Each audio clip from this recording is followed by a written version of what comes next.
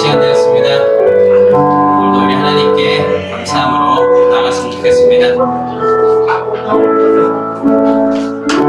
달란트 시작하는 날은 이렇게 좀 어수선하고 정신이 없습니다. 네, 이해해 주시고 오늘도 우리 하나님께 마음을 다해서 예배하는 마음으로 하나님께 나아갔으면 좋겠습니다.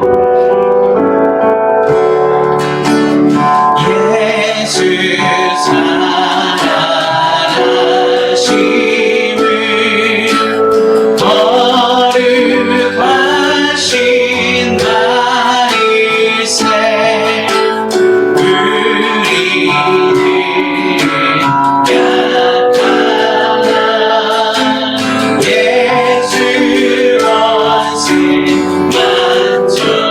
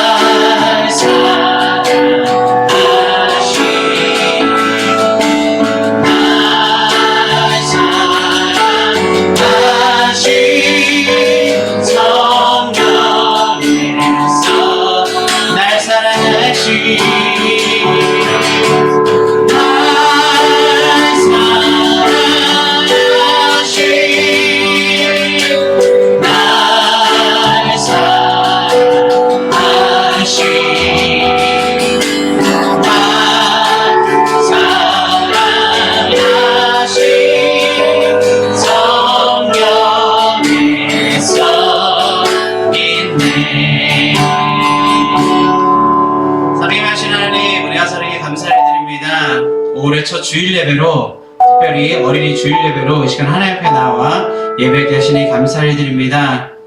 오늘도 우리에게 완전한 사랑을 보여주시고 그 사랑으로 인하여서 우리의 죄를 다 하나님께 씻겨지게 하시고 하나님 이 시간 거룩하신 주님 전으로 우리가 온전히 나아갈 수 있도록 성령님 은혜 베풀어 주시니 감사를 드립니다. 어린아이와 같이 연약한 저희들 이 시간 하나님 앞에 기쁨과 즐거움으로 하나님 예배하기를 소망합니다. 이 시간 순수한 믿음을 가지고 하나님께 나아갈 때에 하나님 어린아이같이 연약한 저희들 불쌍히 여겨주시사 하나님 인도하여 주시고 주님의 전으로 나아갈 수 있도록 성령님 붙잡아 주시옵소서. 오늘도 감사함으로 또한 즐거움으로 하나님이 예배하기를 소망합니다. 감사를 드리며 살아계신 예수 그리스도의 이름으로 기도합나이다. 아멘. 우리 박실사 하나님 높이도록 하겠습니다.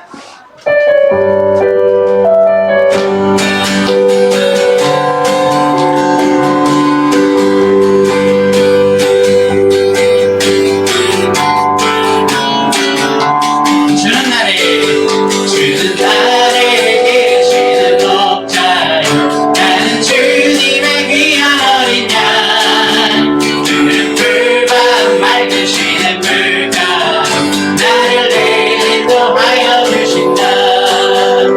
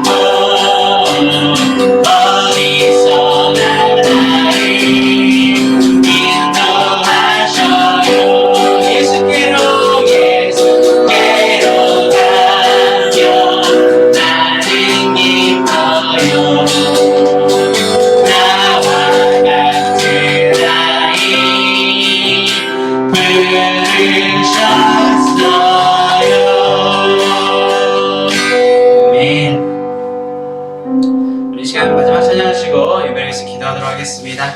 오늘은 어린이 주일입니다. 우리 찬양의 가사처럼 나 같은 아이를 부르셔서 구원해 주신 그 주님께 우리 감사함으로 또 예배하며 나아갔으면 좋겠습니다. 우리 지난주에 우리 오예배 때 했던 찬양인데 너무 좋아서 한동안 이 찬양을 많이 하려고 합니다. 우리 함께 박수치면서 하나님 높이도록 하겠습니다. 하늘보다 높은 주의 사랑, 하늘에서 주 자비 내려 영원한 사랑 알게 하소서. 너무도 깊은 주의 끝없는 사랑 흐르게 하소서. 주 사랑 더 알게 하소서. 나에게 부소서. 끝없는 사랑 원합니다. 하늘보다 높은 주의 사랑, 하늘에서 주 자비 내려 영원한 사랑 알게 하소서. 너무도 깊은 우리 박수면서 하늘보다 높은 주의 사랑, 하늘에서 주 자비 내려 영원한 사랑 알게 하소서.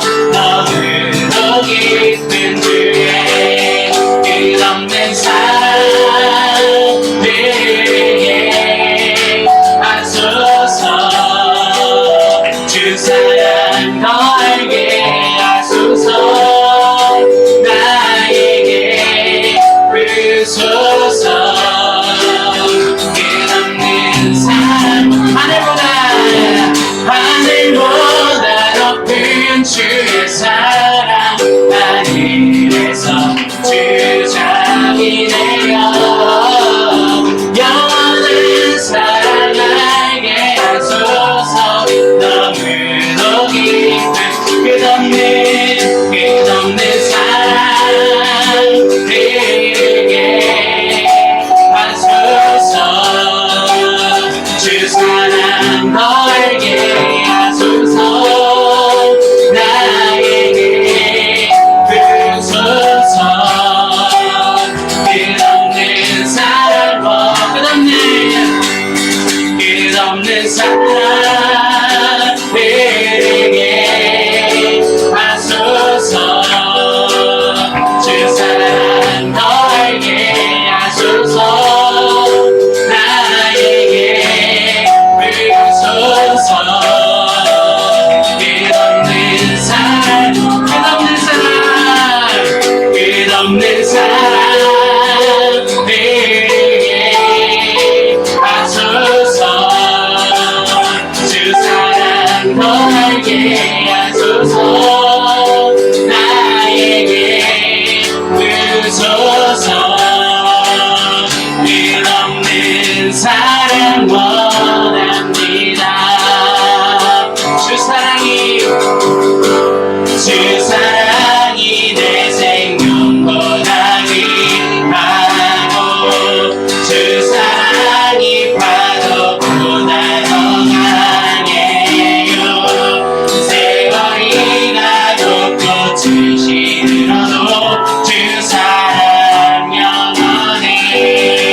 주님 사랑 진실해. 주 사랑이 내 생명보다 귀하고, 주 사랑이 파도보다 더 강해요. 세월이 가고 꽃이 시들어도 주 사랑 영원해. 주님 사랑 진실해요. 주님 사랑 진실해요. 주님 사랑 진실해요.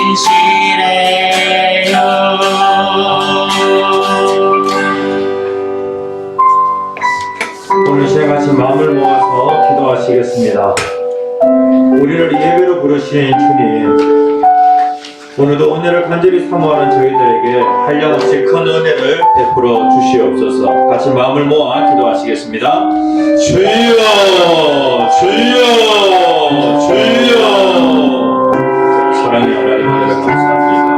오늘도 저희들 사랑하셨습니다. 오늘도 하나님 저희들이 예수 그리스도의 공로를 드리고 주여 예수 그리스도의 이 시간 주님 하시기 때문에 기도해 주시옵소서. 지금도 살아 역사하시는 살아계신 아버지 하나님, 은혜를 감사를 드립니다. 아버지 하나님, 저희들 지난 한 주간도 저희들과 함께 하셔서 동행하여 주시니 참으로 감사를 드립니다. 지난 한 주간이 하나님의 은혜입니다. 아버지 하나님, 저희들이 또 다른 은혜를, 더 풍성한 은혜를 저희들이 간절히 기대합니다. 오늘도 사모하는 마음으로 주님 앞에 나와사오니 저희들에게 풍성하게 은혜로 채워 주시옵소서. 예수님 이름으로 간절히 기도합니다. 아멘. 찬송가 1장 만복의 근원 하나님 찬양하시겠습니다.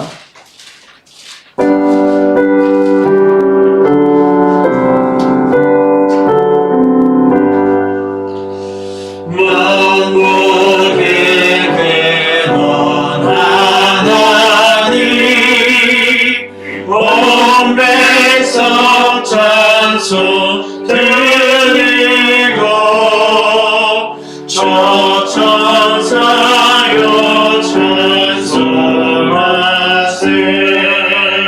찬송 성물 성자 성령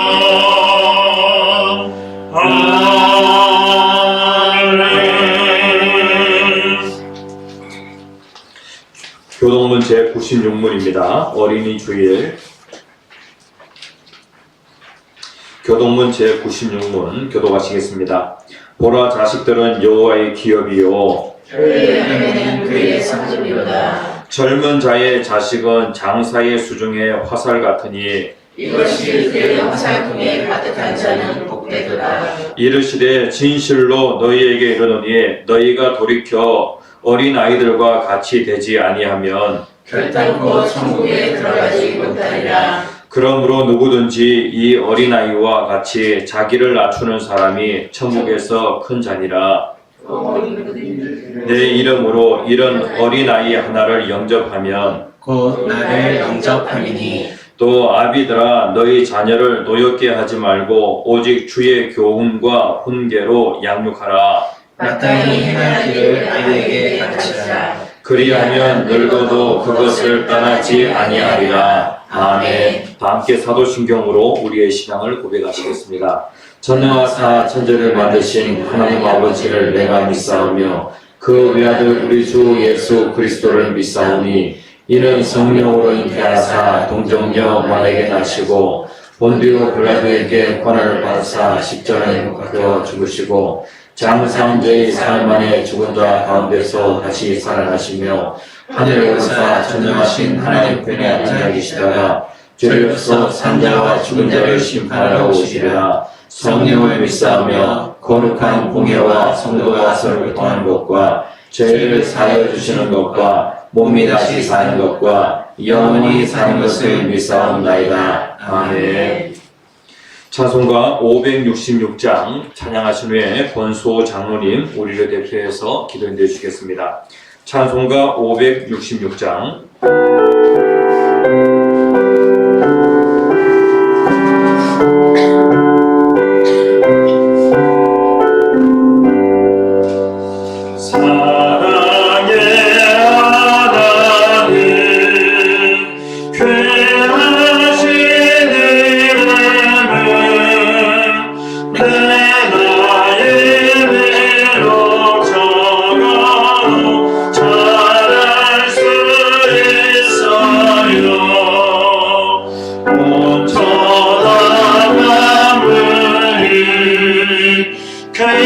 그림책과 되니 그 걸음 그리고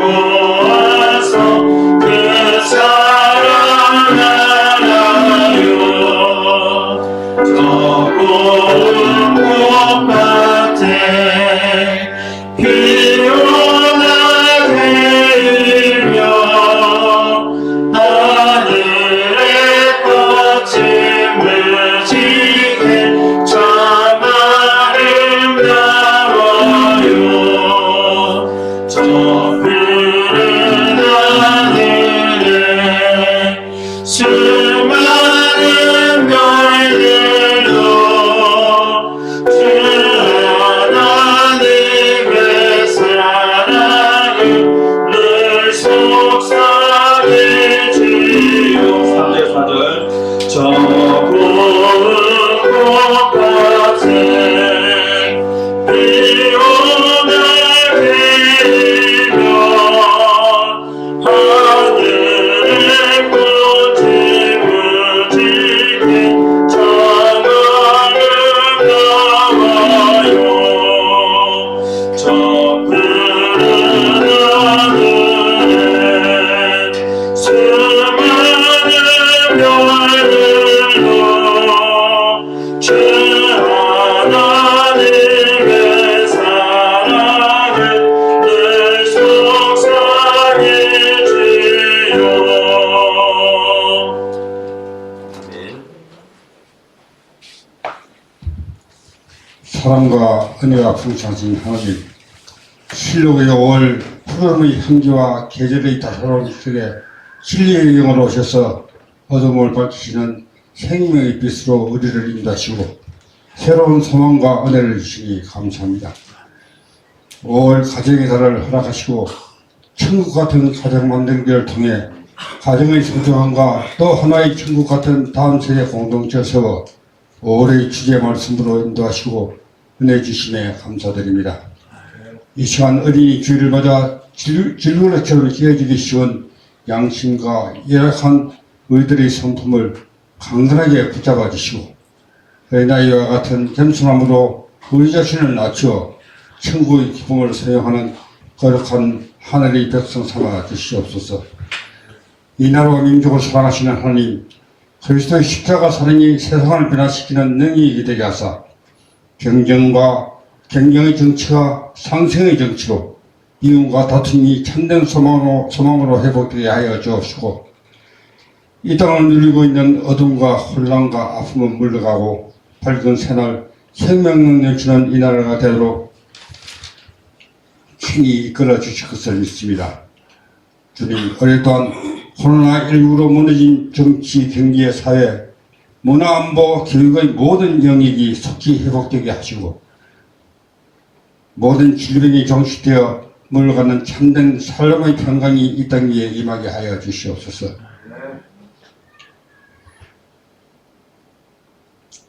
그동안 마스크의 번쩍스러움에서 벗어나게 하시니 주님 감사합니다. 아직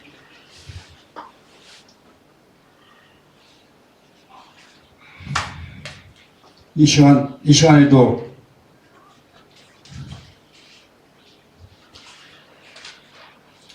전쟁으로 무너지고 부서지는 고통 속에 있는 우크라이나의 어렵고 힘든 그 나라 국민들과 믿음의 성도들을 안정과 평강으로 회복시켜 주시고 선교지에서 오직 주님의 복음으로만 정쟁과 싸우고 있는 선교사님들을 위로 축복하여 주시옵고 빠른 시일 안에 이 전쟁이 종식되고 평화가 오게 주여 역사하여 주시옵소서. 또한 북한의 악한 정권은 주님의 공의로 다스려 주시고 핵과 미사일의 야욕을 버리게 하여 주옵소서. 이 시간에도 생명의 울부짖음과 북한 성도님들의 눈물이 복음적 통일의 역사를 통해서 아름다운 결실을 맺게 하여 주시옵소서.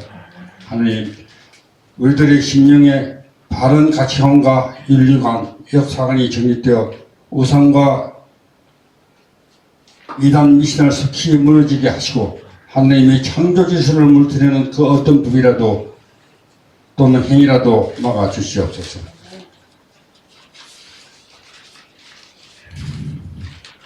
하나님, 각박해지고 어둡던 세상에 우리들 교회를 이 땅에 세워주셨습니다. 그 안에 우리들의 성령 충만함과 복음의 능력으로 무장한 그리스도의 군사되게 하옵시고 특별히 주님께서 허락하신 후육 공동체와 남녀 전대를 든든히 붙잡아 주십시오.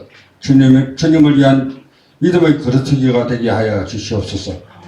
주님께서 허락하신 교회 안의 각 공동체가 이제는 코로나19로부터 벗어나 새롭게 저희 복된 교회를 위해 헌신하며 다음 세대들을 선대해 나가는 축복의 도구로 사용하여 주시옵소서.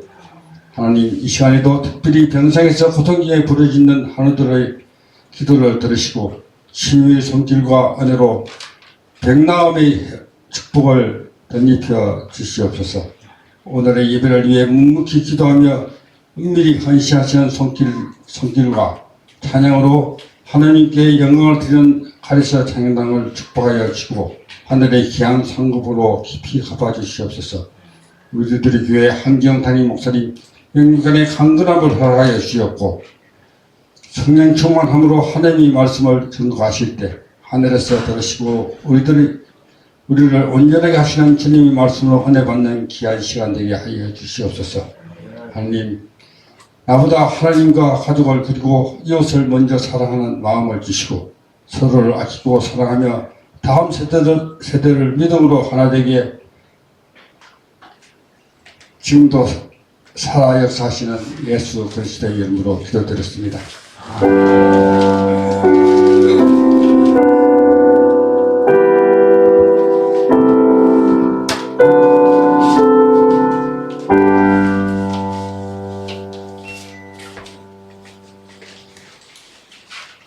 할렐루야. 아멘. 예, 조금 덥습니까? 괜찮습니까? 예, 예. 지금 난방이 돌아가고 있어가지고, 예, 예, 조금. 예, 하나님 말씀 보겠습니다. 에베소서 6장 4절 말씀입니다.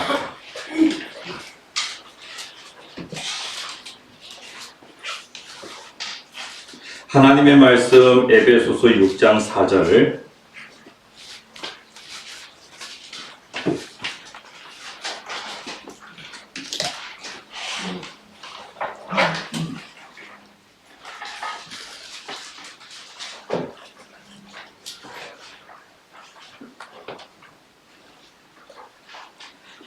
예.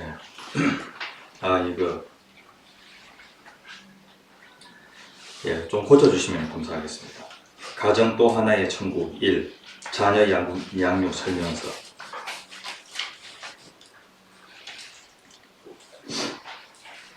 예, 다 찾으셨으면은 합독하시겠습니다. 또 아비들아, 너희 자녀를 노엽게 하지 말고 오직 주의 교훈과 훈계로 양육하라. 아멘. 예. 우리들의 교회가 5월, 오늘 첫째 주입니다. 5월 1일 첫째 주인데 5월 달에는 5주까지 있습니다. 특별히 가정 또 하나의 천국이라는 주제를 가지고 5주 동안 말씀을 증거하려고 합니다.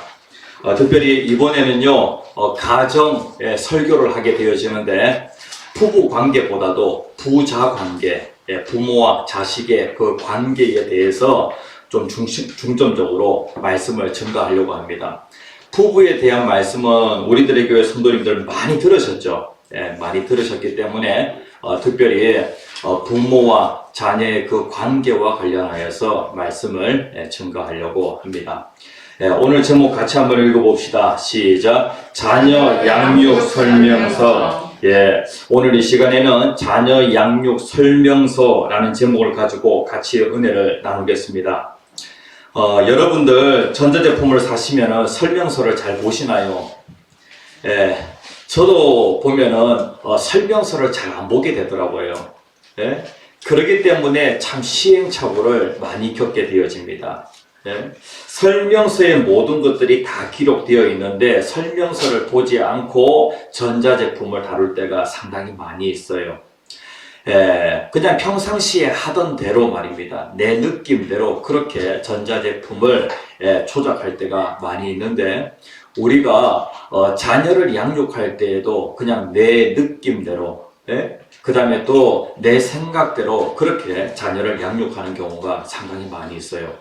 그런데 가정을 만드신 그 하나님께서 자녀 양육 설명서를 오늘 성경에 기록을 하고 있어요. 세상에 많고 많은 그러한 그 책들이 있는데, 그런데 우리는 성경을 진리라고 그렇게 얘기를 합니다. 그러니까 영원토록 변하지 않는 그 말씀을 진리라고 그렇게 얘기를 하는데, 특별히 자녀 양육과 관련하여서 변하지 않는 말씀이 있어요. 그래, 특별히 자녀를 양육하시는 성도님들, 그리고 또 제가 자녀 양육과 관련하여서 이제 저희 자녀들이 사춘기에 접어들면서 자녀 양육의 그 시험대에 제가 올라서지 않았는가라고 하는 그런 생각을 하게 되어집니다. 참 감사하게도 우리 아이들이 지금까지 정말로 잘 자라주었어요.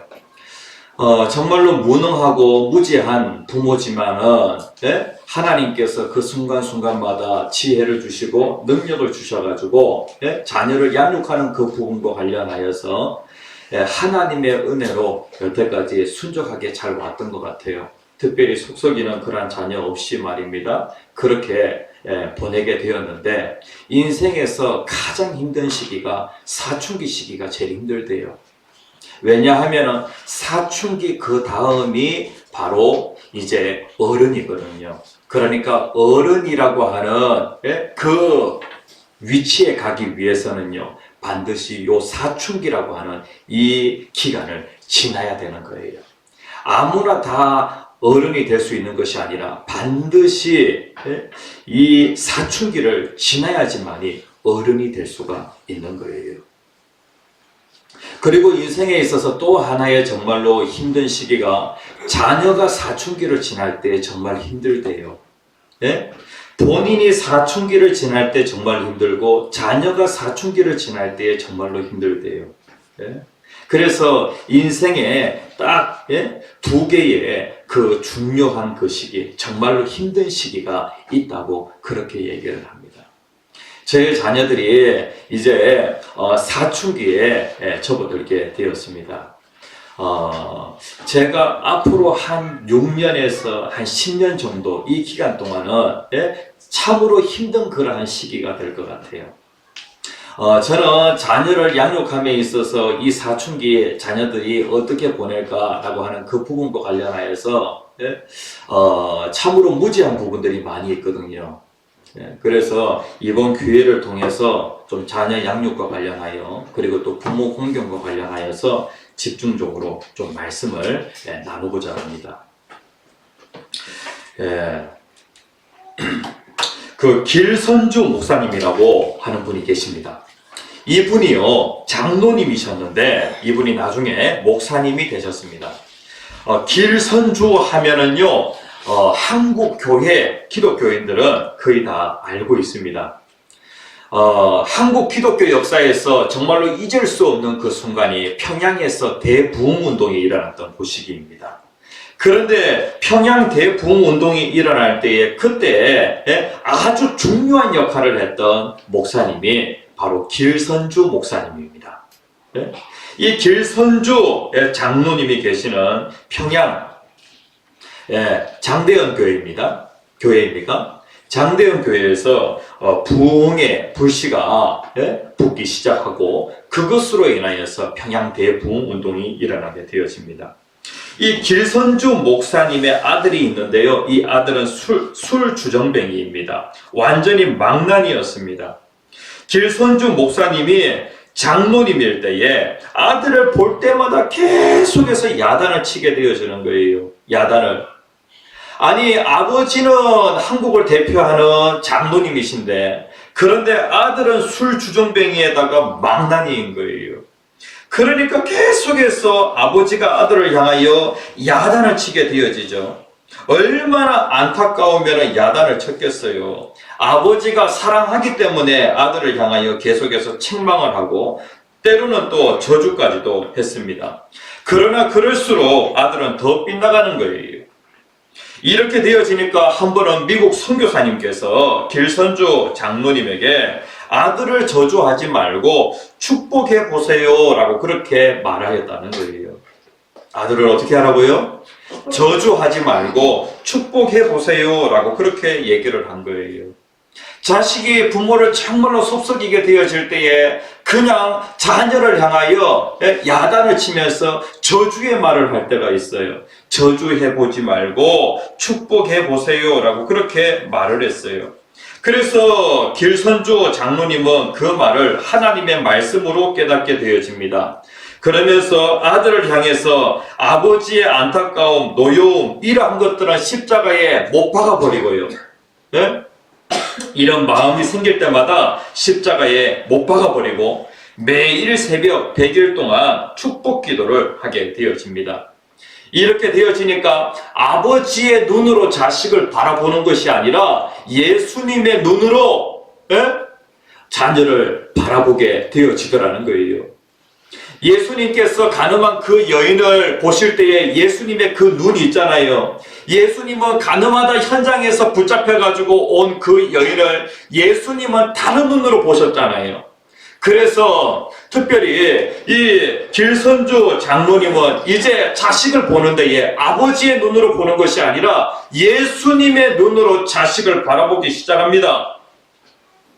이러면서 계속해서 새벽에 기도할 때마다 하나님 앞에 자녀를 축복하면서 축복을 선포하면서 그렇게 기도를 하였습니다. 100일 기도가 끝난 후에 다음날 아침에 새벽 기도회에 그 아들이 술이 취해서 들어왔습니다. 예? 그리고 예배당 바닥에 앉아가지고 대성통곡을 하면서 우는 거예요. 예? 그러니까 그 자녀를 위하여 100일 동안 축복하면서 기도하였는데 100일째 되었을 때에 그때에 그 자식이 술에 취해가지고 예배당 바닥에 들어와서 대성통곡하며 우는 겁니다. 그러면서 그 아들이 완전히 변하게 되었다는 거예요. 하나님께서 특별히 하나님의 자녀들에게 입술에 권세를 주셨어요. 우리가 자녀들을 향하여서 저주의 말을 하는 것이 아니라 축복의 말을 할 필요가 있다는 거예요. 그래서 먼저 부모가 달라져야 합니다. 부모가. 자녀를 향하여서 이 부모가 달라지게 되어질 때에 자녀가 달라지게 되어지고 그리고 가정이 달라지는 그런 놀라운 역사가 일어날 줄 믿습니다. 예. 오늘 말씀에 보면은요, 특별히 사도 바울이 자녀 양육 설명서를 말씀을 하고 있는데 사도 바울을 우리가 우습게 보면 안 돼요. 사도 바울은요, 이 구약 성경과 관련하여서 율법에 대해서는요, 그가 박사라고 할 정도로 최고의 선생 밑에서 공부를 한 사람이에요. 그러면서 사도 바울의 머릿속에는요, 구약 성경이 다 있습니다. 그리고 또 사도 바울은 성령의 사람이에요. 그러면서 사도 바울은 특별히 가정과 관련하여서 5장과 6장에서 말씀을 하고 있는데 특별히 부모에게 주시는 하나님의 그 말씀을 이렇게 간략하게 한 절로 요약하고 있어요. 사도 바울은 특별히 그 모세의 가정, 그 다음에 또 요셉의 그 가정, 그 가정들을 구약 성경 속에서 다 보았거든요. 그래서 구약에 있는 참 모범적인 그러한 그 가정들을 보면서 사도 바울이 특별히 기독교 그 가정에는 하나님의 말씀 위에 굳게 서 있는 그 가정에는 어떠한 특징들이 있는지 그 부분에 대해서 집중적으로 생각을 하였을 거예요. 그러면서 성령께서 깨닫게 해주시는 그것을 오늘 6장 4절에 기록을 하고 있습니다. 특별히 가정의 자녀 양육과 관련하여서 지금 누구를 부르고 있냐면은 아비드라라고 그렇게 부르고 있어요. 그래서 누구에게 양육의 책임이 있는가라고 할 때에 성경은 누구를 얘기하고 있냐면은 아비들을 얘기하고 있어요. 아버지. 자녀 양육의 책임이 누구에게 있냐면은 아버지에게 자녀 양육의 책임이 있다는 거예요. 유대인들의 그 교육에 있어서 아이들에게 지대한 영향을 끼치는 사람은 어머니예요. 그래서 아이들의 아버지가 이방인이더라도 어머니가 유대인이면은요, 그 아이는 유대인으로 받아주게 되어집니다.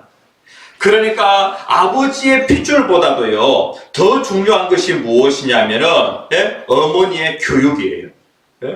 그래서 어머니가 유대인이면은 그 아이는 아버지가 이방인이라고 할지라도 그 아이는 유대인이 되어졌던 겁니다. 이러한 생각을 가지고 있는 사람들이 유대인들인데, 그런데 성경이 뭐라고 얘기하냐면은, 성경은 자녀 양육의 책임을 누구에게 부여하셨냐면은 아버지에게 부여하셨다라고 그렇게 말씀을 하고 있어요. 그래서 사도 바울은 아비들아라고 하면서 특별히 자녀 양육을 말씀을 하고 있는 거예요.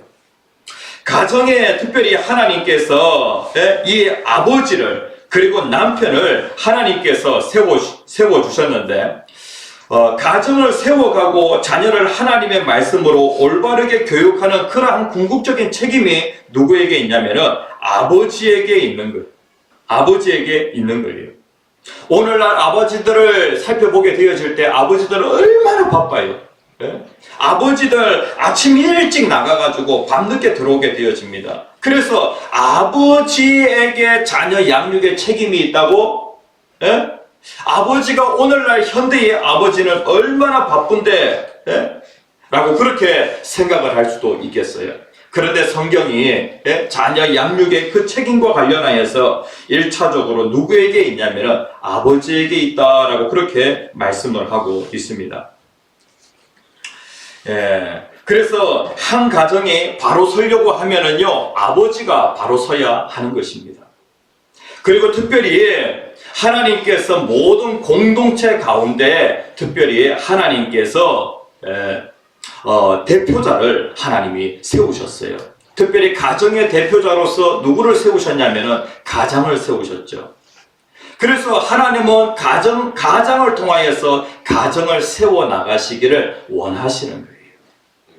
특별히 가정의 가장을 위하여서 우리가 기도를 해야 됩니다. 그리고 특별히 하나님께서 이 가장을 통하여서 가정을 세워 나가기를 원하신다라고 하는 것을 남편에게도 얘기해 줄 수 있어야 되고요. 그리고 또 자녀들한테 얘기해 주면서 아버지의 그 권위를 세워줄 수 있어야 하는 것입니다. 어떤 가정을 보면은요, 아내가 남편보다 신앙적으로 더 우월한 그런 그 가정들이 있어요. 그렇다고 할지라도 남편의 자리를 점유해 버리는 그러한 일을 해서는 안 되는 거예요. 남편이 신앙이 조금 낮다고 할지라도 어떠하든지 남편을 세워주어서 남편이 가정에서 가장으로서의 그 역할을 감당하도록 자꾸 세워주게 되어지면 남편의 신앙도 함께 자라게 되어지는 것입니다. 그래서 사도 바울은 특별히 자녀 양육 설명서와 관련하여서 자녀 양육의 1차적인 책임이 누구에게 있냐면은 아버지들에게 있다라고 그렇게 말씀을 하고 있어요. 그러면서 여기에 보면은 두 가지를 명령을 하고 있는데 소극적인 명령과 적극적인 명령 두 가지가 있어요. 여기에 보면은 어떻게 하지 말고 어떻게 하라라고 그렇게 말씀을 하고 있죠. 어떻게 하지 말라고 말씀을 하고 있습니까?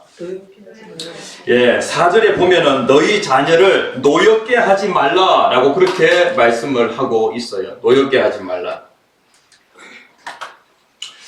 이것은요, 소극적인 명령이라고 할 수가 있는데, 그런데 어떨 때에 자녀가 노여워하게 되어질까요? 자녀가 야단을 맞게 되어질 때에 자녀가 노여워하게 되어질까요? 노엽게 하지 말라라고 하는 그 말씀이 자녀를 향하여서 때리지 말라, 그리고 또 자녀에게 징계하지 말라, 자녀에게 야단치지 말라라고 하는 그런 말씀일까요? 자녀는요, 어떨 때 노여워하는지 그 부분에 대해서 오늘 같이 말씀을 나누려고 해요. 성경에는요, 자녀를 향하여서 책망하라, 그리고 또 자녀를 향하여서 매를 들어라 라고 그렇게 말씀을 하고 있어요.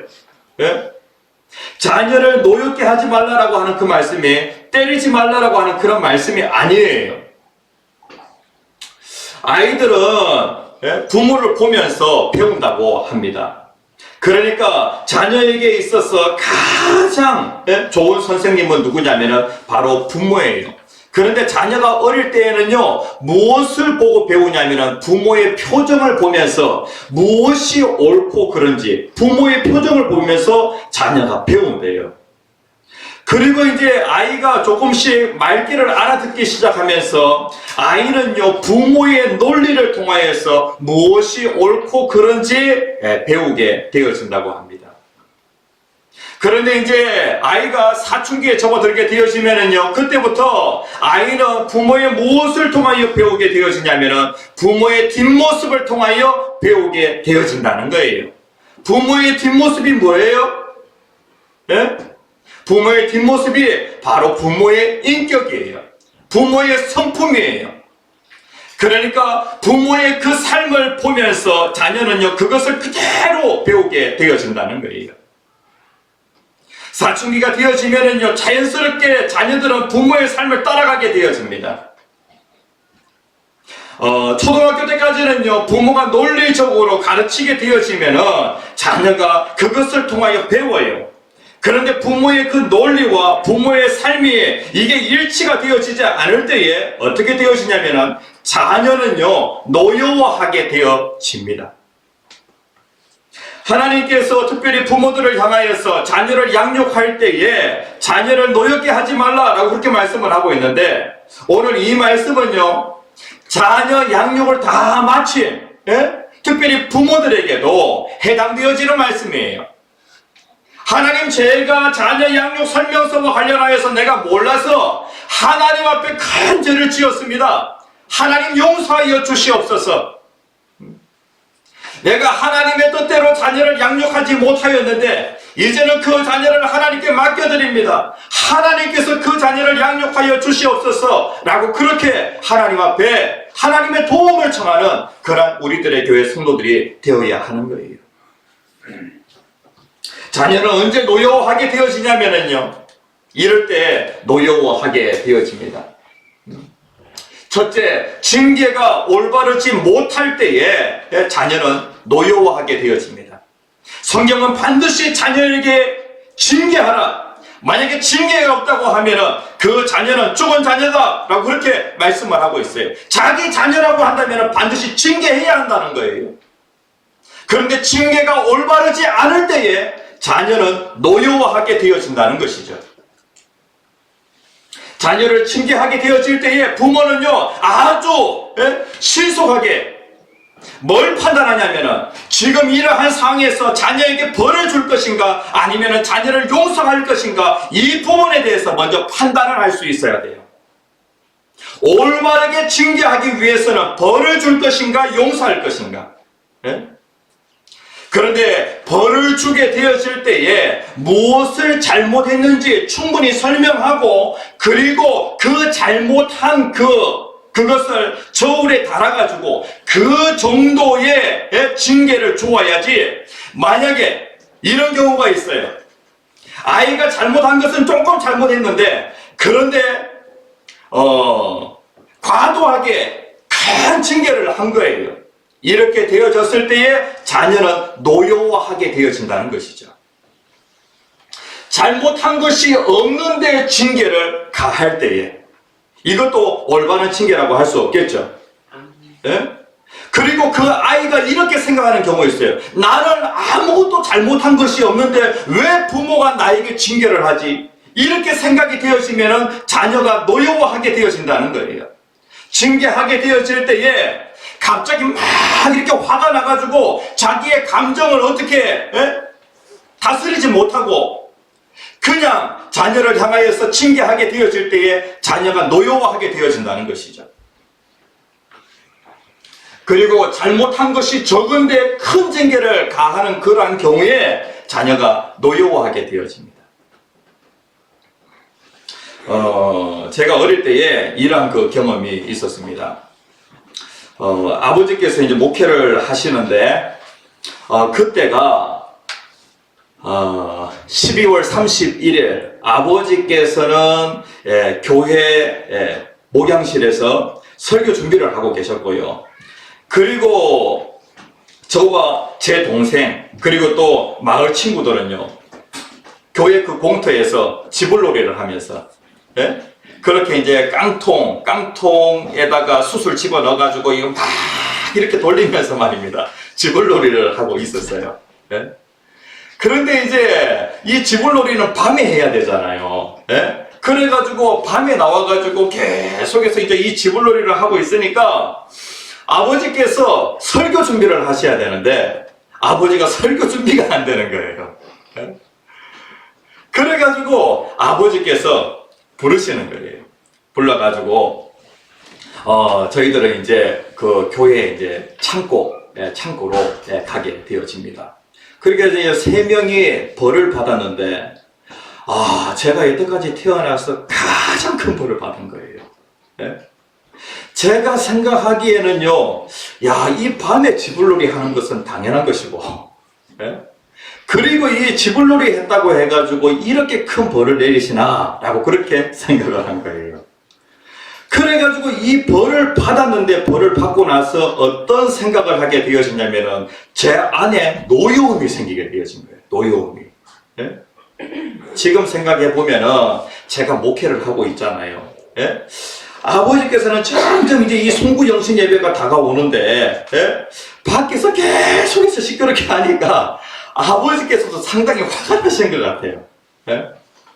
지금 생각하면은 충분히 다 이해가 되어지는데 그때는 아무것도 몰랐잖아요. 예? 그러니까 모르니까 제 마음 가운데 무엇이 생기게 되었냐면은 노여움이 생기게 되어지더라고요. 이제 아이를 양육하는 그 과정에서 제가 아이를 양육할 때에 아이와 단둘이 방 안에 있게 되어집니다. 그리고 저도 바른 자세로 앉게 되어지고 그리고 아이도 바른 자세로 딱 앉아서 무엇을 잘못했는지 아이에게 물어보게 되어집니다. 그러면서 무엇을 잘못했는지 이 부분과 관련하여 제가 차근차근 설명을 하게 되어집니다. 이 부분에 대해서 이것이 잘못한 것이 맞는지 본인에게 물어보게 되어지죠. 그러면은 아이들은 잘못한 것이 맞다고 얘기를 하게 되어집니다. 그러면은 아빠가 어떻게 했으면 좋겠냐라고 그렇게 얘기를 하게 되어집니다. 이렇게 되어지면은 아빠가 매를 들었으면 좋겠냐 아니면 아빠가 용서해 주었으면 좋겠냐 라고 하는 이 부분과 관련하여서 얘기를 하게 되어지죠. 그런데 아이가 이 부분에 대해서 처음 이 부분에 대해서 몰랐고 처음 이 일을 경험하였다, 이 잘못을 하였다라고 하면은요 처음에는 그냥 용서해 주게 되어집니다. 그러니까 그 순간 재판장인 아빠는요 어떻게 하냐면은 벌을 내릴 수도 있고 용서해 줄 수도 있는 것이죠. 그런데 아이가 이번에는 이것이 죄다라고 하는 것을 몰랐던 거예요. 다음에 다시 한번 어떻게 되어지냐면 아이가 똑같은 잘못을 하게 되어집니다. 아빠가 지난번에는 용서해 주었는데 이번에는 어떻게 했으면 좋겠냐라고 그렇게 얘기를 합니다. 이번에도 용서해 주었으면 좋겠다고 그렇게 얘기합니다. 그러면은 용서해 줘요. 그럼 다음번에 이 일을 똑같이 반복하게 되어지면 그때는 아빠가 반드시 벌을 내리겠다 라고 그렇게 얘기를 하게 되어집니다. 다음에 다시 똑같은 일이 있게 되어지면 이제 그때 가서 어떻게 되어지냐면은 아빠가 이번에 용서해 줄 수도 있고 그리고 벌을 내릴 수도 있는데 이번에는 아빠가 용서해 줄 수가 없어. 왜냐하면 계속해서 너가 똑같은 일을 반복하기 때문에 아빠가 오늘은 매를 들어야 될 것 같다. 그렇게 설명을 하게 되어집니다. 그러니까 벌을 내릴 것인가 용서할 것인가 이 부분과 관련하여서 징계를 내리게 되어질 때에 자녀가 노여워하지 않도록 이 부분에 있어서 잘 판단해야 한다는 거예요. 그리고 자녀가 이 부분에 대해서 충분히 이것이 죄고 그리고 내가 잘못했다라고 하는 것을 인식하게 되어질 때에 자녀에게는 아무런 노여움이 없어요. 그 다음에 두 번째 같이 한번 읽어봅시다. 시작. 부모 자신은 그렇게 하지 않으면서 자녀에게만 그것을 강요할 때 이때에 자녀는 노여움을 가지게 되었습니다. 이제 자녀가 점점 크면서요 부모의 그 뒷모습, 부모의 그 삶을 보게 되어집니다. 부모는 그렇게 하지 않으면서 나에게 그것을 강요하게 되어질 때 초등학교 때는요 부모가 몽둥이로 그 다음에 또 초등학교 때에는 부모가 돈으로 자녀를 갖다가 이리저리 이렇게 양육할 수 있어요. 그런데 이제 아이가 크게 되어지면은 몽둥이로도 안 돼요. 그리고 또 돈으로도 안 돼요. 예? 그 아이가 어릴 때에는요, 몽둥이나 돈으로 순종을 받아낼 수 있었지만은요, 아이가 점점 크게 되어지면은 이러한 것으로 순종을 받아낼 수가 없어요. 어떻게 해야 될까요? 몽둥이와 돈으로 할 것인가, 아니면 모범으로 할 것인가. 그러니까 부모가 그러한 삶을 살아가게 되어지면은요, 자연스럽게 자녀들은 그 길을 따라오게 되어 있는 거예요. 그 다음에 세 번째 같이 한번 읽어봅시다. 시작. 부모가 자녀에게 오랫동안 고통을 줄 때, 부모가 자녀에게 오랫동안 고통을 줄 때에 자녀는 노여워하게 되어집니다. 이런 경우가 있어요. 부모의 그런 잘못된 성품. 부모도 인간인지라 부모에게 계속해서 반복되어지는 그러한 그 쓴뿌리 같은 것이 있어요. 이러한 것들이 있게 되어질 때 자녀에게 계속해서 고통을 주게 되어집니다. 그 다음에 또 부모의 뭐 생활 습관, 그 다음에 또 잘못된 사상, 이러한 것들이 계속해서 자녀에게 영향을 끼치게 되어질 때 자녀는 노여워하게 되어집니다. 세상에 완전한 부모는 하나도 없습니다.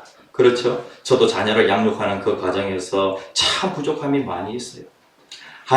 하나님께서 분명히 부모들을 향하여서 자녀를 노엽게 하지 말라라고 그렇게 말씀을 하고 있는데, 하나님 저희가 부족하여서 자녀를 노엽게 할 때가 참 많이 있습니다. 네? 이 벌을 줄 것인가 용서할 것인가, 어떨 때는 화가 나가지고 말입니다. 화가 나가지고 이렇게 매를 들게 되어지는데, 제가 생각하기에는 너무 과하게 그렇게 징계를 내려가지고 징계를 했는데 내 마음이 편하지가 않은 거예요. 이럴 때가 있어요. 이럴 때가. 그래서 하나님께서 자녀 양육 설명서와 관련하여서 여기에 보면은 자녀를 노엽게 하지 말라라고 그렇게 말씀하고 있어요. 이거 야단치지 말라는 말씀 아니에요. 올바르게 징계하라 라고 하는 그런 말씀이에요. 그 다음에 여기에 보면은요, 적극적인 그 명령이 있는데, 그것이 무엇이냐면은 주의 교훈과 훈계로 양육하라 라고 그렇게 말씀하고 있어요. 부모의 교훈과 훈계로 양육하라 라고 그렇게 말씀을 하고 있지 않고요, 여기에 보면은 기준이 있어요. 자녀를 양육하는 데에 교훈과 훈계가 필요해요. 그런데 여기에 보면은 기준이 무엇이냐면은 주의 뭔가 기준이, 분명한 기준이 있어야 된다는 거예요. 주의 교훈과 훈계로 양육하라 라고 그렇게 말씀을 하고 있어요. 성경은요, 특별히 우리에게 무엇을 주었냐면은 하나님의 말씀을 주었어요. 신명기 6장 7절 말씀 같이 한번 읽어봅시다. 시작. 내 자녀에게 부지런히 가르치며 집에 앉았을 때에든지 길을 갈 때에든지 누워있을 때에든지 일어날 때에든지 이 말씀을 강론할 것이며 라고 이렇게 말씀을 하고 있어요. 특별히 크리스찬 부모들에게 하나님께서 무엇을 선물로 주셨냐면 하나님의 말씀을 선물로 주셨어요. 그래서 주의 교훈과 훈계로, 다시 얘기하면 하나님의 말씀으로 자녀를 양육하라 라고 그렇게 말씀을 하고 있어요. 디모데후서 3장 15절 말씀, 디모데에게는 정말로 좋은 육신의 부모가 있었어요. 그의 어머니 정말로 자녀를 성경으로 양육하려고 예를 쓰셨어요. 그리고 또 그 할머니도 마찬가지고요. 그리고 또 이 디모데에게는 영적인 아버지가 계셨는데 그분이 누구시냐면은 바로 바울이에요. 디모데와 관련하여서 아버지를 얘기하지 않고 있어요. 아버지가 일찍 세상을 떠나시지 않았겠는가 라고 하는 그런 생각을 하게 되어집니다. 어머니는 얘기하고 있는데 아버지를 얘기하지 않고 있어요. 아니면 아버지가 예수를 안 믿는 사람이든지. 그런데 디모데에게는 좋은 영적인 어머니가 있었고요, 그 다음에 또 디모데에게는 좋은 영적인 아버지가 있었던 거예요. 같이 한번 읽어봅시다. 디모데후서 3장 15절에 있는 말씀 같이 읽겠습니다. 시작. 또 어려서부터 성경을 알아가니 성경은 능히 너로 하여금 그리스도 예수 안에 있는 믿음으로 말미암아 구원에 이르는 지혜가 있게 하느니라 라고 이렇게 말씀을 하고 있어요. 성경에는 무엇이 있냐면 구원에 이르는 그러한 지혜가 있다라고 그렇게 말씀을 하고 있어요. 그래서 사도 바울은 주의 교훈과 훈계로 양육하라. 기준이 무엇이냐면 주의. 예? 건물을 짓게 되어지면은요, 건물의 그 수직과 수평 정말로 중요해요.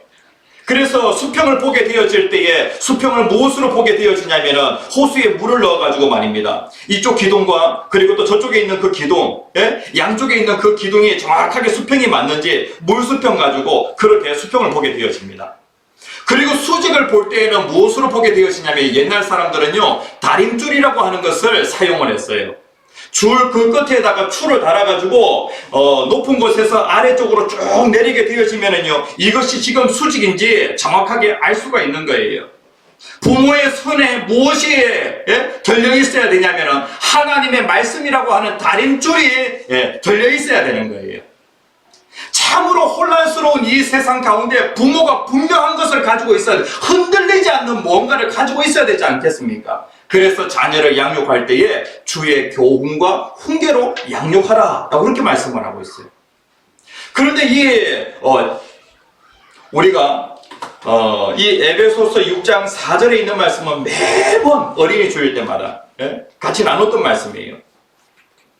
교훈과 훈계에 대해서는 우리가 말씀을 같이 많이 나누었는데 여기에 보면은 양육하라 라고 하는 말씀이 있어요. 주의 기준이 무엇이냐면 하나님의 말씀을. 그리고 또 양육한다라고 하는 것이 무엇이냐면 양육이라고 하는 것은 이러한 뜻을 가지고 있어요. 뿌리를 내리고 든든히 설 수 있도록 굳게 세워준다라고 하는 그러한 뜻을 가지고 있어요. 양육이라고 하는 것이. 아이가 이 혼란스러운 세상에서 살아가게 되어지는데 아이가 얼마나 많은 일들을 경험하게 되어져요. 그렇죠. 그런데 아이가 뿌리가 견고하게 서게 되어지면은요, 아이는요 쉽게 흔들리지 않게 되어집니다.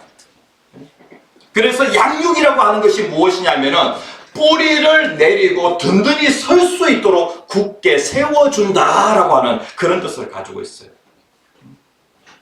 부모의 손에 무엇이 들려 있어야 되냐면 하나님의 말씀이 들려 있어야 됩니다. 이것을 기준으로 하여서 주의 교훈과 훈계로 양육한다라고 하는 것이, 이것이 아이들의 마음 깊숙이 심겨져 가지고 이 혼란스러운 세상에서 아이들이 이리저리 흔들리는 것이 아니라 말씀 위에 굳게 설 수 있도록 부모가 자녀를 양육해야 한다라고 그렇게 말씀을 하고 있는 거예요.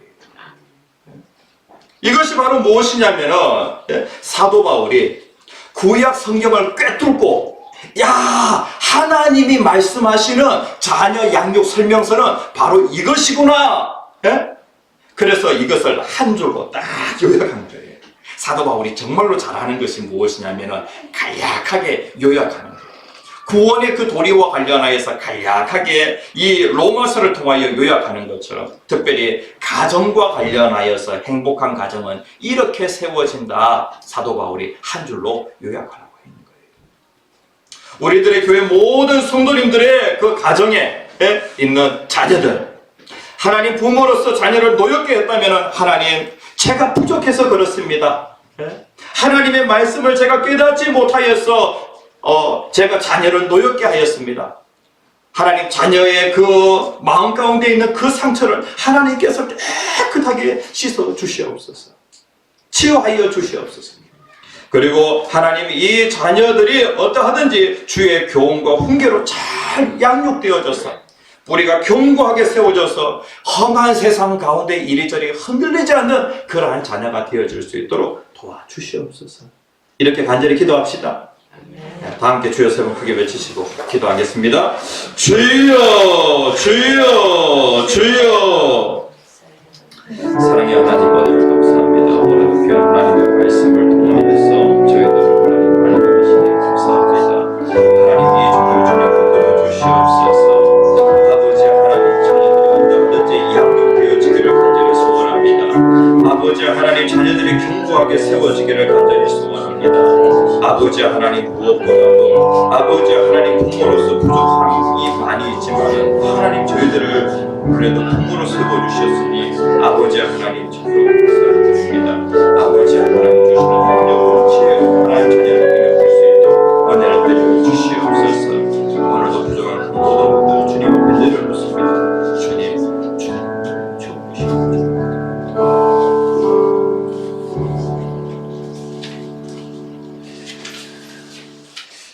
찬송가 570장 찬양하시면서 봉헌하시겠습니다. 찬송가 570장입니다.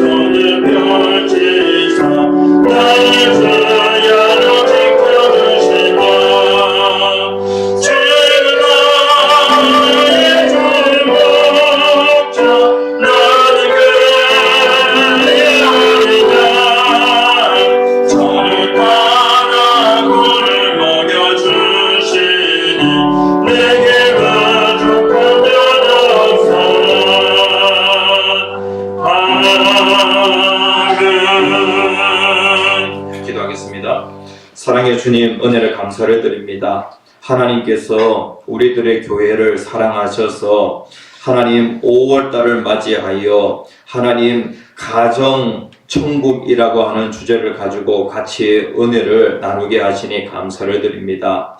아버지 하나님, 하나님의 말씀은 능력이 있는 줄 믿습니다. 이 말씀을 통하여 저희들의 가정에 자녀가 새로워지고, 그리고 또 부모가 새로워지고, 그리고 또 하나님 부부가 새로워지는 놀라운 기적의 역사가 일어날 수 있도록 도와주시옵소서. 저희들은 하나님의 말씀을 신뢰합니다. 하나님의 말씀이 능력이 있어서 저희들의 심령에 깊이 들어오면은 역사가 일어나는 줄 믿습니다. 아버지 하나님, 이러한 변화의 역사들이 저희 가정 가운데 하나님 일어날 수 있도록 도와주시옵소서. 오늘도 하나님의 성전에 나온 데 전성권 예물을 드렸습니다. 이 예물을 받아주시고 하늘에 신령한 것, 땅에 풍성한 것으로 넘치도록 채워주시옵소서. 예수님 이름으로 간절히 기도합니다. 아멘. 네, 전후 좌우 반갑게 인사하시겠습니다.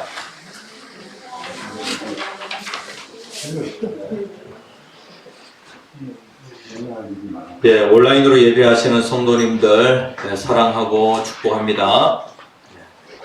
자, 5월은 가정에 집중하는 달입니다. 천국 같은 가정 만들기라는 그러한 그 주제로 5월달 말씀을 전가하려고 합니다. 이번 주는 어린이 주일입니다. 오늘 아이들 참 많이 왔습니다. 그리고 또 오늘 아이들 그 어린이날 그 선물로요, 달란트 시장 했는데 아이들 너무 좋아하더라고요. 아이들한테 뭔가 주는 선물은요, 하나도 안 아까운 것 같아요. 우리들의 교회에 아이들이 많아지니까 너무나도 좋죠. 앞으로도 아이들이 지금 많이 올 것 같아요. 오늘 차량 한 대로 운행을 하다 보니까 이 제 시간에 도착이 안 되어지더라고요. 그래서 우리가 코로나 전에 교회 차량 2대를 갖다가 운행했는데 지금 그런 일이 지금 일어날 것 같아요. 그리고 올해는 아이들 한 40명 정도가 예배 드리지 않겠나 이렇게 생각을 합니다. 하나님 앞에 하나님 올해 40명 주세요라고 그렇게 기도하고 있습니다. 다음 주는 어버이 주일입니다. 여전도회에서 65세 이상의 성도님께 선물을 준비합니다. 예, 다음 주는 어버이 주일로 같이 은혜를 나누겠습니다. 예, 그리고 이번 주 화요일부터요, 화요 문화교실을 합니다. 코로나, 우리가 1년 차일 때 토요 문화교실을 하였는데, 한 1년 동안은 우리가 쉬었습니다. 예, 그런데 토요일이 아니고 화요일에 문화교실을 합니다. 피아노는요, 강윤식 성도님께서 가르쳐 주시고, 또 영어는 김구슬 사모님께서 가르쳐 주십니다. 특별히 화요 문화교실을 위해서도 많이 관심 가져주시면 감사하겠습니다. 계속해서 길 분쟁 중에 있는데 개울적으로 우회로 이용해 주시고요. 그리고 현재는 시에서 길을 넓히는 것으로 그렇게 지금 이제 결정이 되어져서 설계 단계에 있습니다. 그런데 준공이 되기까지 시간이 꽤 걸리니까 조금 불편하시더라도 개울 쪽을 이용해 주시면 좋겠습니다. 그리고 양육반 금주 화요일 밤 9시에서 11시 이 사이에 양육반을 합니다. 변동이 있어가지고 이 시간에 합니다. 6월 중에는요 대신방이 있을 예정입니다. 예전에 하던 대로 대신방을 하는 데에 성도님들 미리 기도로 준비해 주시기 바랍니다. 성경 읽으신 분은 기록표에 표시해 주시기 바랍니다. 다 함께 축복 기도하심으로 예배를 마치겠습니다. 지금은 우리 주 예수 그리스도의 은혜와 하나님 아버지의 무한하신 사랑과 성령님의 감화감동 교통 충만하심의 역사가